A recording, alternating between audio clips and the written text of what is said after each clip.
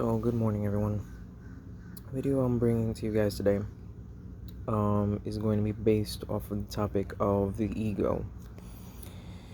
And the reason why I'm bringing this up is because we as human beings have two two sides of the same coin, as I would like to explain it, within ourselves, within our mental capacity, within our thought patterns, within what we act, how we feel, and what we do. Um, So every human being ends up having what is known as the highest self or highest consciousness of themselves, which essentially is um, related to everything that you are, everything that is within your essence. It's essentially it's the reverence that connects you with all living things, unconditional, without condemnation, that genuinely feels, cares, and takes and serves all life around you, including yourself. Um, this is essentially like the essence of our soul, of our human being, of the light that we end up having within ourselves, or subconscious, however form you want to call it. Um, that is connected with everything. This is the part of yourself that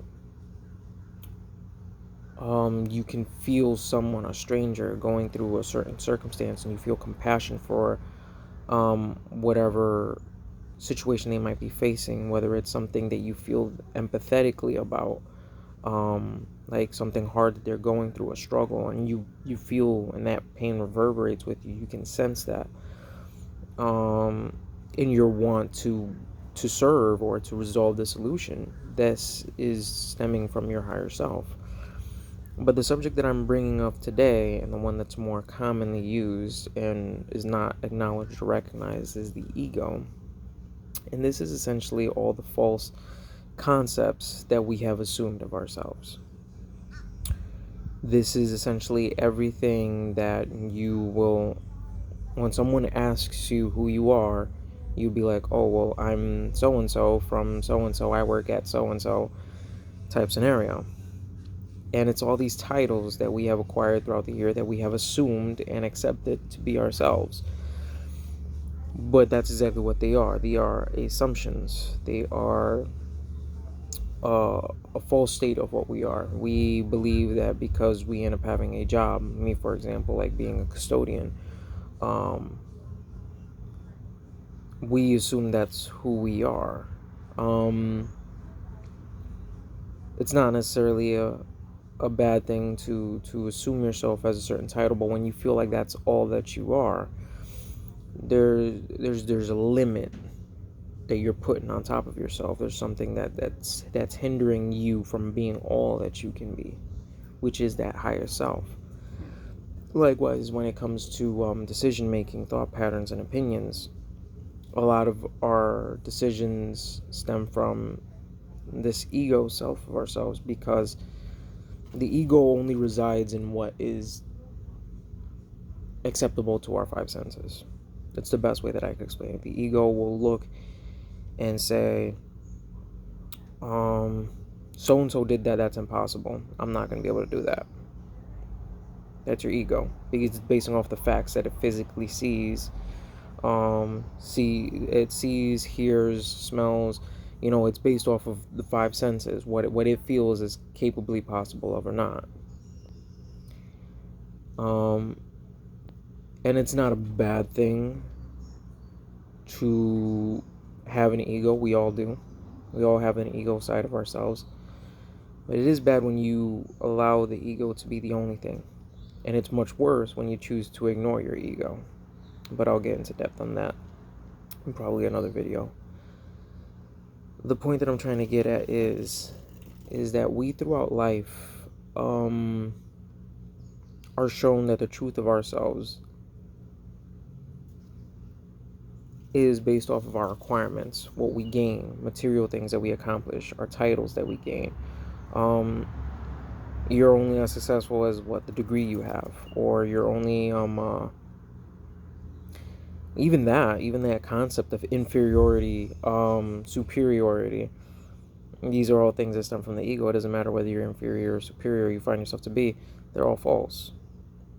Likewise, as human beings, we are all equivalent. We all have a higher self, a higher being within ourselves, a higher consciousness. But we delude ourselves in believing that the ego dictates who's better than who. This creates judgment. And judgment creates a lot of the patterns that we end up seeing. A lot of us dwell in this ego because who doesn't want nice things? Who doesn't want shiny things? And realistically wise is this ego side of you wants all these beautiful things, but at the same time it feels like it's only mine. There's not enough to go around. If I have some and you don't have some, that's your problem. See where the ego stems from? The highest self, which I can't talk about one without explaining the other one, is more about serving. It's more about giving. It is more about being in one and in tune with everything. Your highest self takes action when you have your last, $20 bill, and you see a homeless man on the corner and you're like, you know what? This may be my last $20 bills that I have on me, but he's going to put it, to good use, or he's going to use it in a way that I probably wouldn't. You know what I mean? Or I don't need it. He needs it more than I do. And you selflessly just give it, and you're not getting them $20 back. And you're just, the act of serving him served you more than keeping those $20. And I'm not saying that everybody has to do this. I'm just speaking to the fact that a lot of I apologize for the noise in the background. A lot of these things that occur in our lives are forms of emotions like guilt, fear, and frustration, which all stem from the ego. So in recognizing one's ego, at times we'll find ourselves stopping ourselves before we act on something that brings forth these feelings of guilt, fear, and frustration that also attract circumstances of the same.